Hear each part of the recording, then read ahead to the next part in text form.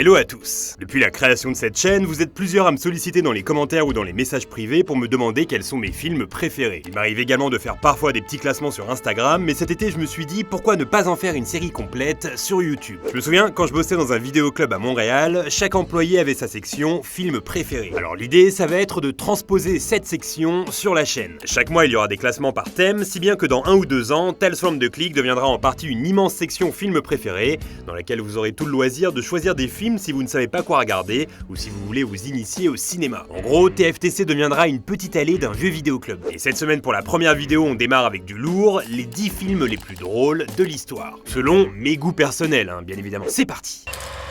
À la 10e place, on trouve Animal Crackers de Victor Herman. Et c'est l'occasion pour moi de vous parler des Marx Brothers. Quatuor de comiques composé de Groucho, Harpo, Chico et Zeppo. Si j'ai envie de vous parler d'eux, c'est parce qu'ils ont révolutionné la comédie au cinéma. Dans une période où l'humour s'exprimait avant tout par le geste et l'expression corporelle, eux sont arrivés et ont ajouté le verbe, surtout Groucho. Animal Crackers, c'est l'histoire d'un explorateur qui revient d'Afrique et qui doit résoudre une affaire de vol de tableau. Et j'aurais très bien pu citer comme autre film Dog Soup, Horse Feathers ou A Night at the Opera, tant ils sont égaux niveau qualité. Dans leur film, l'humour y est absurde, rythmé malgré l'époque, et chaque long métrage contient des séquences musicales inoubliables. D'ailleurs, les Marx Brothers sont à l'origine d'une des plus belles scènes de l'histoire du cinéma. En 1986, dans l'excellent Anna and Her Sisters, le personnage de Woody Allen dans le film tente de se suicider. Finalement, il se rate et pour évacuer la pression, sort faire un tour en marchant au hasard des rues. Quelques minutes plus tard, il entre dans le premier cinéma qui vient, s'installe et tombe sur Dog Soup des Marx Brothers. Et au fur et à mesure de la scène, en voyant ses personnages danser et s'amuser, il comprend à quel point c'est absurde de vouloir se suicider. Et ce moment de cinéma, je l'aime car c'est exactement l'émotion qui ressort quand on regarde Groucho, Harpo, Chico et Zeppo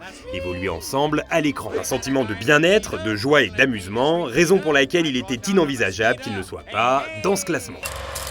À la 9e place, The Foot Fist Way de Jody Hill. L'histoire d'un professeur de taekwondo complètement beauf, loser, mais aussi attachant. Long métrage complètement méconnu en France puisqu'il n'y est jamais sorti. Perso, je l'ai découvert quand je bossais dans ce fameux vidéoclub au Canada. Le film est porté par l'excellent Danny McBride qui débutait là dans son premier rôle principal. L'ensemble est drôle, débile et vulgaire, mais jamais gratuitement. Ce film est vraiment sans prétention, réalisé avec un tout petit budget, mais il s'en dégage un truc très particulier. Will Ferrell et Adam McKay sont les producteurs de ce film qui a installé les fondations d'une autre grande réussite, la série Eastbound and Down, avec encore une fois Jody Hill aux manettes et Danny McBride dans le rôle principal. Je recommande bien évidemment, très chaudement.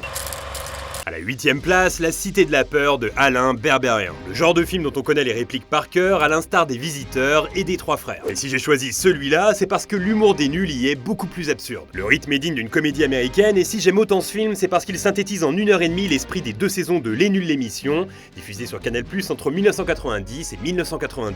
Beaucoup ont tenté d'importer en France le concept des Late Show et du Saturday Night Live, mais les seuls qui y sont arrivés, ce sont les nuls durant ces 2 années. Alors pour toutes ces raisons, il était impossible pour moi de ne pas les mettre dans ce classement.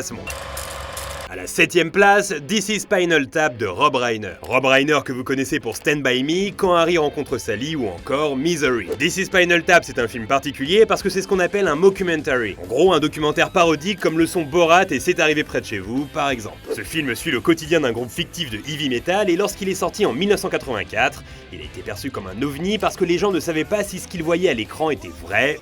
L'ensemble est hyper drôle et le traitement comique du film est très novateur pour l'époque. The Office par exemple est pour moi un héritier indirect de ce film, on sent très clairement l'influence. Et en parlant de série, pour ceux qui comme moi suivent Better Call Saul, vous serez très surpris d'apprendre que lui et lui sont les mêmes personnes. Raison de plus pour voir ce film.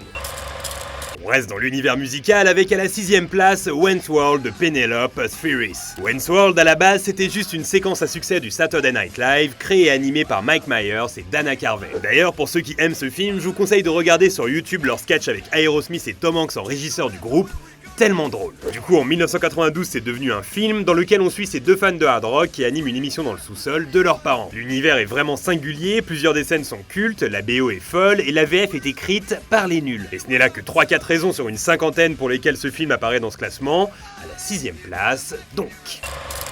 À la 5e place, Three Amigos de John Landis. Et ce film me tient particulièrement à cœur parce qu'il me permet de parler de 3 immenses comiques. Et en figure de proue, on trouve Steve Martin, comédien injustement ignoré en France, roi du stand-up dans les années 70 et machine à succès dans les années 80 avec des classiques de la comédie comme The Jerk ou un Ticket pour deux. Et à côté de lui, le pétillant Martin Short, qu'on connaît surtout dans notre pays pour l'aventure intérieure de Joe Dent, et le trop méconnu Chevy Chase, membre historique du Saturday Night Live que j'adore tout particulièrement, et qui accompagne chaque année mes Noëls avec son film Christmas Vacation. Three Amigos, c'est l'histoire de 3 acteurs dans les années 10 qui sont engagés par une femme désespérée afin de défendre un petit village mexicain des mains d'un horrible tyran. Sauf que eux pensent qu'ils doivent aller là-bas pour jouer un spectacle, d'où le quiproquo. C'est très drôle et en plus c'est dirigé par John Landis, qu'on connaît pour avoir réalisé les drôlissimes Un prince à New York et les Blues Brothers, ainsi que le clip culte de Michael Jackson, Thriller. Ajoutez à cela la musique du film qui est conduite par le formidable Randy Newman, et vous vous retrouvez là avec un casting très lourd. À la 4ème place, Step Brothers de Adam McKay. C'était inenvisageable pour moi de ne pas placer un film avec Will Ferrell, j'ai un tout petit peu hésité avec The Anchorman, mais Step Brothers reste au-dessus dans mon esprit. Dans ce film, on suit 2 attardés de 40 ans obligés de vivre sous le même toit, parce que leurs parents décident de se mettre ensemble. Au début, ils se détestent, mais au fil des mois, deviennent finalement des purs frères. Le duo Will Ferrell-John C. Reilly fonctionne à merveille, eux qui s'étaient déjà rodés dans le très bon Ricky Bobby sorti 2 ans plus tôt, toujours avec Adam McKay aux commandes. Step Brothers, j'ai pas peur de dire que ce film est un film culte. J'ai remarqué, c'est marrant les gens qui disent « j'ai pas peur de dire » suivi d'un truc nul. Comme ce que je viens de faire là par exemple. J'ai pas peur de dire que c'est un film culte. Après coup, je pense pas avoir à craindre pour ma sécurité personnelle après avoir dit ça. Personne va mettre un contrat sur ma tête, il va rien se passer. Bon bref, ce film est pour moi un film culte et il n'est qu'à la 4ème place. Très prometteur pour la suite.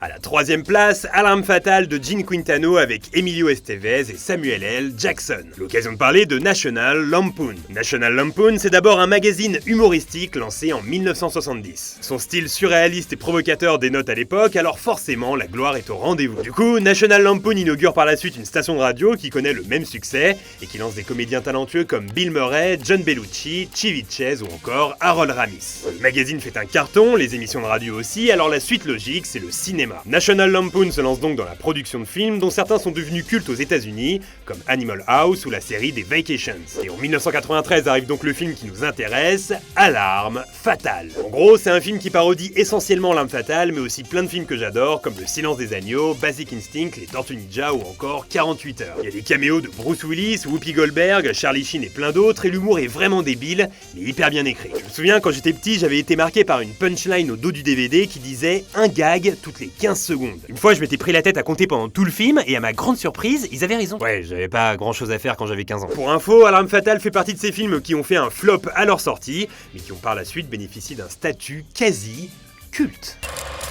À la 2ème place, Napoléon Dynamite de Jared Hess, film dans lequel on suit des collégiens qui comptent parmi les moins populaires de l'école. Ce film, c'est tout simplement un chef-d'œuvre de comédie. Tout ce qui compose cette œuvre est parfait. Les personnages, la musique, les couleurs, les plans, les situations, les vêtements, les punchlines, tout est drôle et au contraire des comédies traditionnelles sur les ados, ça présente ici une jeunesse américaine qu'on n'a pas l'habitude de filmer. Ce que j'adore dans ce film, c'est qu'il y a un vrai souci du détail dans chaque gag. Par exemple ici, le personnage principal a une toile d'araignée accrochée à ses cheveux, le genre de truc qu'on ne remarque pas forcément au premier visionnage, mais qui colle avec son côté loser. Le film est définitivement une comédie, mais il s'en ressort quelque chose de presque mélancolique dans la façon qu'a Jared Hess de filmer ses personnages et ce bled perdu dans l'Idaho. Le plus incroyable, c'est que ce film a été tourné avec seulement 400 000 $ pour un bénéfice de 46 millions, qu'il a été monté sur un MacBook et Final Cut, et que le héros principal, John Heder, n'a touché que 1000 $ pour jouer dedans lorsqu'il a signé. Napoléon Dynamite, la success story de ce classement.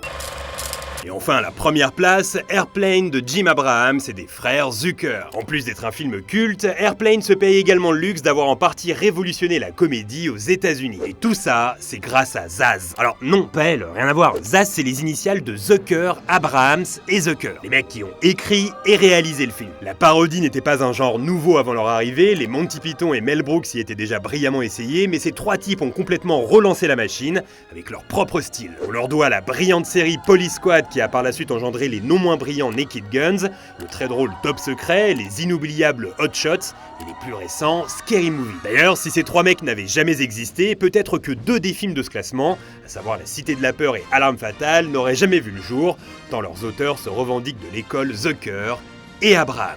Voilà, j'aurais aimé parler des œuvres de Mel Brooks, Louis de Funès, Jim Carrey, Judd Apatow ou encore du film Eagle vs Shark et tant d'autres, mais c'est un top 10.